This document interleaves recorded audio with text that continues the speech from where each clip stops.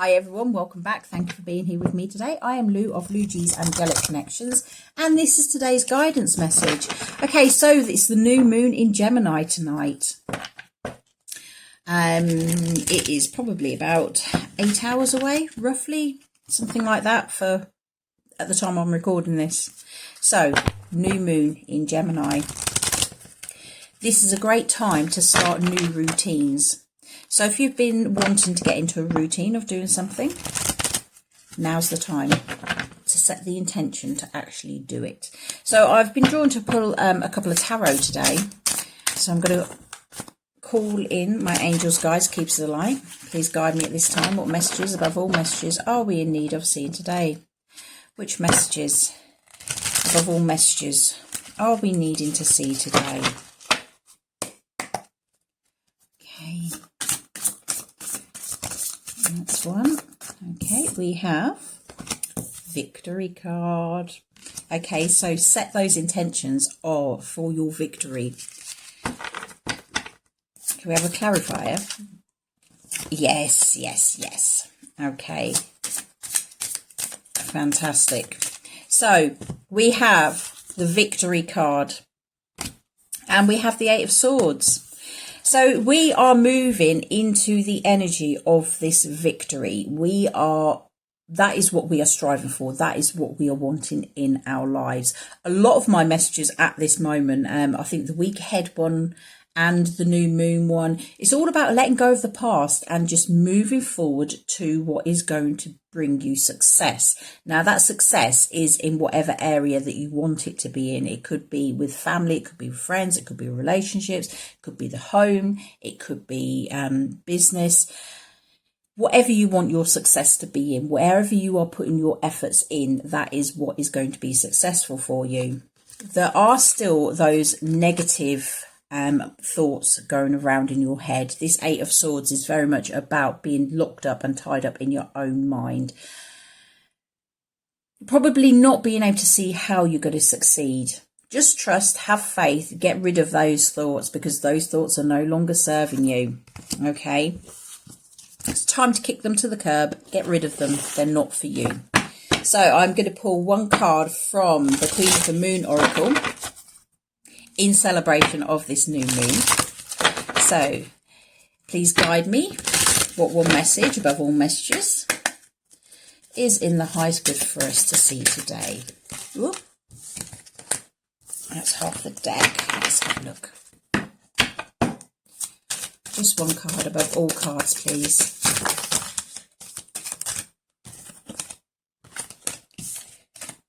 Too many. Just one card, please. Make it clear. Which one card above all cards are we in need of seeing today?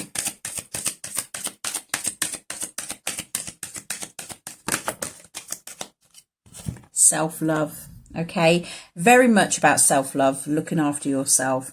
I've actually gone today and I've bought some new clothes. It's not something I normally do. It is a bit out of character for me, but you know what? I work hard. I deserve to feel good and look good. So that is part of self-love. That is loving myself to know that, you know what? My kids have got everything they need. Let's spend some pennies on mummy. It's also about just making sure that you are keeping up with those routines of looking after yourself, not getting into a slump. Part of self-love is getting rid of these horrible thoughts as well. These thoughts that are no longer serving you. They need to go. The more you love yourself, the more victorious you will be. So let's go into the book. It is card number 6, which is about unconditional love. So we have number 6, the waxing crescent. Hold it there for you. Self-love.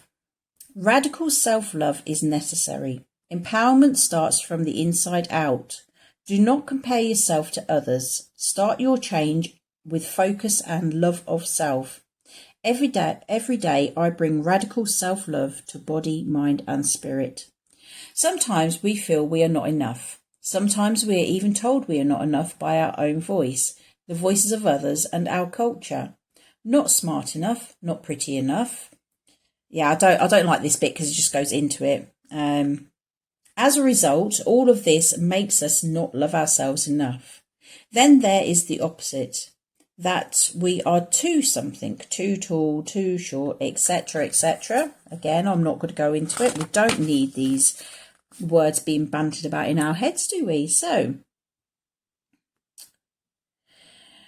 is it any wonder that many of us feel such self-loathing or dissatisfaction with the self? Please just stop. Put your blinkers on, breathe, be with yourself, do ritual, speak to the goddess or whatever energy floats your boat and ask for help.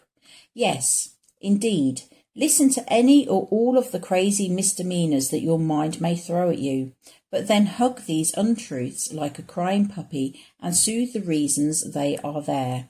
Know that you are doing the best you can right now, that you are not your past and you can soothe yourself, and most importantly, you can move on. Exactly what this is, moving on towards your success, letting go of this and moving on.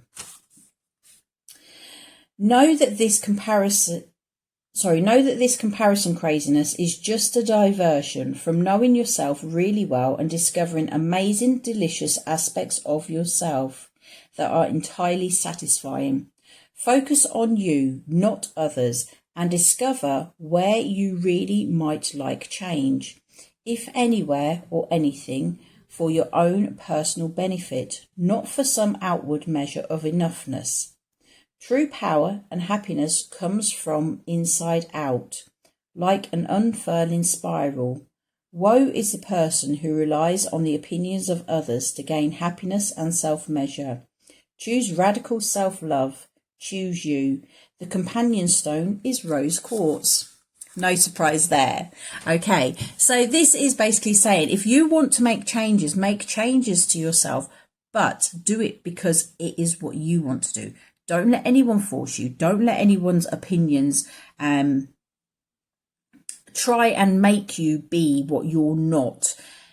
You will be at your happiest when you embrace yourself and be your true, authentic self. You may not fit with everyone, but that's not what you are here for. You are here to fit with your tribe, and that's what matters. By being you, you will find true friendships. You will find everything that you need in life, and most of all, you'll find yourself, because we have probably all been there. I've been there. Living a life where I'm trying to please everyone else, trying to make everyone else happy, make people like me. And I got to the point where I had lost myself absolutely 100%.